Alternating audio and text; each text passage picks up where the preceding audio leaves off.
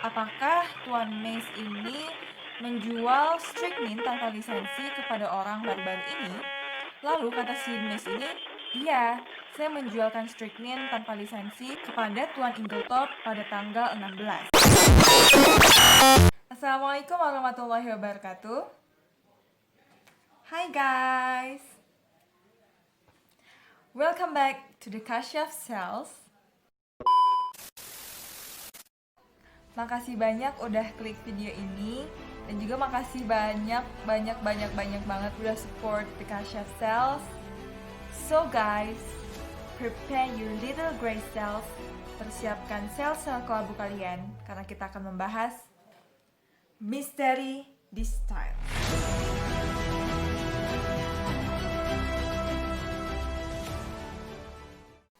Sebelum pemeriksaan, Poirot dia mendatangi Tuan Wells 2 kali untuk membicarakan sesuatu. Lalu dia juga mengelilingi desa dan juga daerah-daerah di sekitarnya. Poirot juga terlihat memiliki obsesi pada sesuatu. Poirot ini suka banget nanyain si Dorcas, apakah Dorcas yakin kalau misalnya dia mendengar pertengkaran yang terjadi di ruang kerja Nyonya Inglethorpe pada pukul 4 dan bukan pada pukul 4.30. Nah, si Dorcas ini juga kekeh. Dia yakin kalau misalnya dia mendengar pertengkaran itu jam 4. Karena selang waktu antara dia ada di koridor dengerin pertengkaran itu sampai ke waktu minum teh itu, selang waktunya cukup lama, kata Dorcas. Akhirnya pemeriksaan mayat dilakukan pada hari Jumat di Starlet's Arm di desa. Didatangkan seorang spesialis racun dari London untuk memeriksa mayat dari Nyonya Inglethorpe ini. Nah, setelah pemeriksaan itu, juri menyatakan bahwa Nyonya Inglethorpe meninggal akibat keracunan strychnine. Setidaknya tidak kurang dari 3/4 pil strychnine. Pemeriksa menanyakan apakah ada kemungkinan bahwa strychnine ini masuk ke dalam tubuh Nyonya Inglethorpe atas ketidaksengajaan. Tapi hal itu tidak mungkin karena penjualan strychnine ini sangat-sangat dibatasi dan strychnine juga tidak biasakan oleh orang-orang biasa. Setelah John memberikan kesaksiannya, menceritakan bagaimana kronologi malam itu, akhirnya si Dr. Burstyn lah yang menjadi saksi kedua. Dr. Burstyn ini dimintai keterangan. Dia menceritakan bagaimana dia datang ke rumah Sarsgaard itu, kemudian dia melihat Nyonya Inglethorpe kejang-kejang dengan sangat tidak wajar, dan bagaimana dia mendengar Nyonya Inglethorpe memanggil nama Alfred Inglethorpe. Lalu si Dr. Burstyn ini menyatakan bahwa dia tidak yakin tentang kemungkinan racun strychnine dimasukkan ke dalam kopi. Karena kopi yang diminum oleh Nyonya Inglethorpe ini minum setelah makan malam. Tapi gejala-gejala yang ditunjukkan oleh Nyonya Inglethorpe muncul pada pagi hari jam 5. Jadi selang waktunya cukup lama. Dan strychnine ini adalah racun yang bereaksi cepat, jadi tidak mungkin strychnine dimasukkan ke dalam kopi. Kata si Dr. Burstyn ini, racun itu mungkin dikonsumsi pada saat tengah malam atau sesudah tengah malam. Kemungkinan bahwa racun strychnine itu juga dimasukkan ke dalam panci berisi coklat dan rum tidak dapat dibenarkan, tidak memiliki bukti yang jelas. Karena Dr. Burstyn sendiri telah mengambil sampel dari coklat itu dan memeriksa apakah ada kandungan strychnine di dalamnya atau tidak, dan hasilnya adalah nihil. Jadi teman-teman, strychnine itu rasanya pahit. Dan kalau misalnya strychnine itu dimasukkan ke dalam coklat, rasa pahit dari strychnine itu pasti bakal terasa banget. Karena coklat nggak bisa menutupi rasa pahit dari strychnine itu. Beda sama kopi, kalau misalnya kita masukin strychnine ke kopi dan kita meminumnya, rasa pahit dari kopi itu bisa menutupi rasa pahit strychnine.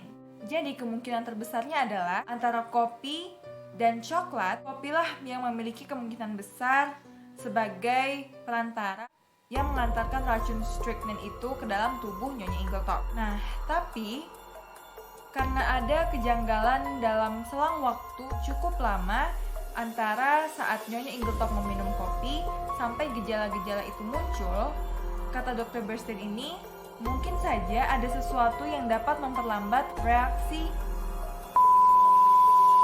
Kata Dr. Burstyn ini, mungkin saja ada sesuatu yang dapat memperlambat reaksi strychnine di dalam tubuh Nyonya Inglethorpe hingga gejala-gejala keracunan muncul pada pagi hari. Kemudian Lawrence dipanggil untuk menjadi saksi dan memberikan keterangannya. Lawrence menceritakan yang hampir mirip dengan John. Kemudian saat dia ingin beranjak dari tempat duduknya, dia berkata lagi, "Apakah saya dapat memberikan pendapat?"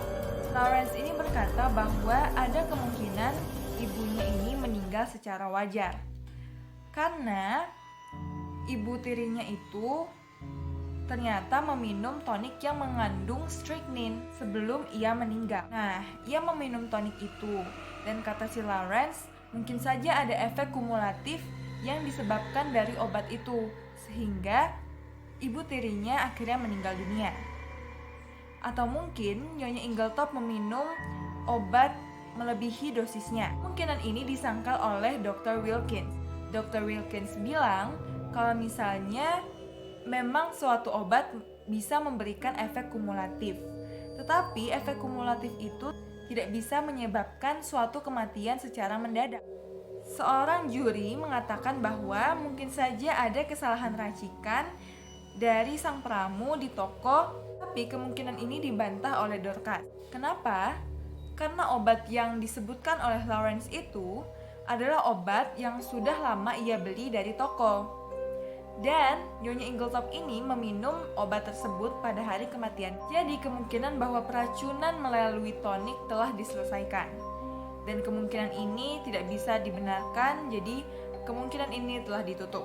Selanjutnya, Mary Cavendish dipanggil sebagai saksi memberikan keterangan. Dia bersaksi bahwa ia terbangun pada jam 4.30 dan ketika ia sedang bersiap berpakaian, ia mendengar suara benda jatuh. Seorang juri mengatakan, "Oh, mungkin yang didengar itu adalah suara meja terjatuh." Kemudian, Mary Cavendish ini bilang kalau misalnya dia membuka pintu dan mendengarkan. Tiba-tiba suara bel berdering keras dan Dorcas berlarian menuju John untuk membangunkan John. Pemeriksa ingin mengetahui apa yang Mary Cavendish dengarkan tentang pertengkaran Nyonya Inglethorpe. Kata Mary Cavendish, yang saya dengar hanyalah tentang skandal suami istri, sama yang seperti Dorcas katakan. Kemudian si Mary Cavendish bilang, "Setelah saya mendengar itu, saya mencoba untuk fokus kepada buku saya. Jadi saya tidak mendengar apapun lagi selain skandal suami istri itu." Akhirnya Mary Cavendish dipersilakan duduk kembali dan pemeriksa memanggil Annie Hill sebagai saksi. Annie Hill adalah seorang penjaga toko yang menjual formulir surat wasiat. Dan ia telah membenarkan bahwa William telah membeli sebuah formulir surat wasiat pada tanggal 17 siang. Dan William serta Manning juga memberikan keterangan seperti itu. Dan mereka juga memberikan suatu kesaksian tentang penandatanganan suatu dokumen penting dari Nyonya Inglethorpe. Manning memperkirakan bahwa penandatanganan itu terjadi kira-kira pada jam 4.30. Sedangkan William memperkirakan lebih awal.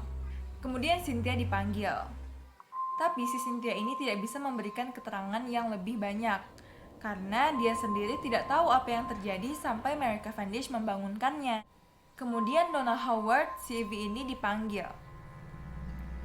Dia memberikan keterangan bahwa Nyonya Inglethorpe mengirim surat kepadanya pada tanggal 17 Juli, lalu dia membacakannya kepada semua orang. Nah, pemeriksa ini menganggap kalau misalnya surat yang dikirimkan Nyonya Inglethorpe kepada Evie kurang membantu pemeriksaan.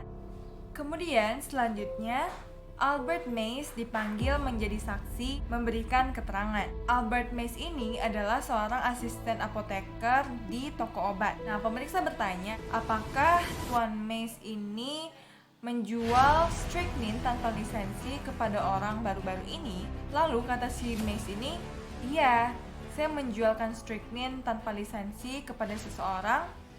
Lalu ditanya, siapa? Kepada Tuan Inglethorpe pada tanggal 16. Tuan Mays bilang, memang tidak biasanya ia menjual strychnine tanpa lisensi kepada orang-orang biasa. Tapi karena orangnya ini adalah Tuan Alfred Inglethorpe, jadi dia melayani Tuan Alfred Inglethorpe ini dengan baik. Tuan Alfred Inglethorpe bilang ke si Mays ini bahwa dia ingin membunuh seekor anjing yang sakit. Jadi dia membutuhkan strychnine, dan akhirnya si Mace ini tanpa curiga sedikit pun akhirnya dia menjual strychnine ini kepada Tuan Inglethorpe. Sebagai bukti bahwa Tuan Inglethorpe lah yang membeli strychnine itu, si Mace membawa buku daftar pembeli, di mana di buku itu tertulislah nama Tuan Inglethorpe beserta tanda tangannya. Diberikanlah buku itu kepada pemeriksa, kemudian dilihatlah, dan benar ada nama Tuan Alfred Inglethorpe beserta tanda tangan yang ada di buku itu. Selanjutnya adalah Alfred Inglethorpe yang ditanyai keterangan. Alfred ini nggak ngaku kalau misalnya dia telah membeli strychnine di toko obat milik Mace. Dan dia berkata bahwa satu-satunya anjing yang berada di Starlscard itu adalah anjing gembala. Dan anjing gembala itu sangat sehat, jadi tidak mungkin untuk dibunuh. Si Alfred juga menolak kesaksian Tuan Mace tentang buku itu. Dia bilang bahwa tanda tangannya yang asli dan tanda tangan yang ada di buku itu pasti berbeda. Pas si Alfred ini nulis namanya dan tanda tangannya, terus di-compare lah dengan buku itu, ya jelas berbeda, sangat-sangat jelas berbeda. Pas pemeriksa menanyakan di mana keberadaan Alfred Inglethorpe pada Senin malam, si Alfred ini bilang kalau misalnya dia pergi jalan-jalan. Dia pergi jalan-jalan entah kemana, dan tidak ada yang menemani, dan tidak ada seorang pun yang menemui dia. Tentunya hal ini sangat memberatkan posisi dari Alfred Inglethorpe ini. Ya karena jelas nggak ada seseorang pun yang dapat membuktikan keberadaan si Alfred Inglethorpe ini. Poirot yang mendengarkan hal itu tentunya sangat-sangat kesal kepada Alfred Inglethorpe. Dia bilang orang bodoh ini ingin ditahan. Pokoknya si Alfred Inglethorpe ini memberikan keterangan yang sangat-sangat memberatkan dirinya sendiri. Ya karena dia tidak memiliki seseorang pun untuk membuktikan keberadaannya, dan dia juga tidak ingin memberitahukan di mana keberadaannya pada Senin malam, sehingga semua orang mencurigai Alfred Inglethorpe dan posisinya sangat-sangat buruk. Pemeriksa menanyakan tentang pertengkaran antara Alfred Inglethorpe dan juga Nyonya Inglethorpe. Dia bilang kalau misalnya pada Selasa sore itu dia sedang keluar. Jadi tidak mungkin dia bertengkar dengan istrinya pada sore itu. Ini ada catatan ya. Untuk part 1 kemarin, aku kan bilang kalau misalnya Mary Cavendish ini adalah orang yang menuangkan kopi dan juga mengantarkan kopi itu ke kamar Nyonya Inglethorpe. Tapi sebenarnya adalah Mary Cavendish membuatkan kopi untuk semuanya. Kemudian yang menuangkan kopi itu ke cangkir adalah Tuan Inglethorpe. Terus pemeriksa ini nanya lagi, apakah benar Alfred Inglethorpe ini yang menuangkan kopi ke dalam cangkir dan mengantarkannya ke kamar Nyonya Inglethorpe? Pas gitu, kata Alfred Inglethorpe, oh iya, saya yang menuangkan kopi itu ke cangkir. Saya ingin mengantarkannya ke kamar istri saya. Tapi pada saat itu teman saya datang, jadi saya menaruh kopi itu di meja dan pergi menemui teman saya. Nah, pas saya udah selesai terus kembali pengen ngasih kopi itu ke kamarnya Nyonya Inglethorpe, ke kamar istri saya lihat kopi itu sudah tidak ada di meja.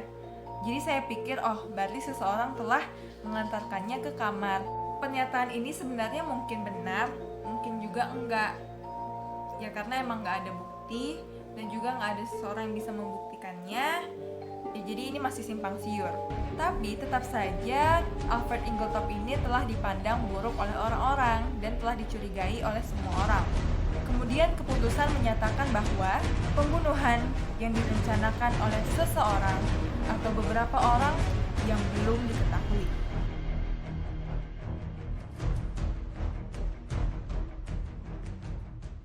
Begitu aja yang bisa aku sampaikan. Pokoknya support terus The Kashaf Cells dengan cara like, comment, subscribe, dan share sebanyak-banyaknya ke teman-teman kalian, ke keluarga kalian, dan semua kenalan kalian. Oke? Seperti kata Hercule Poirot, prepare your little grey cells.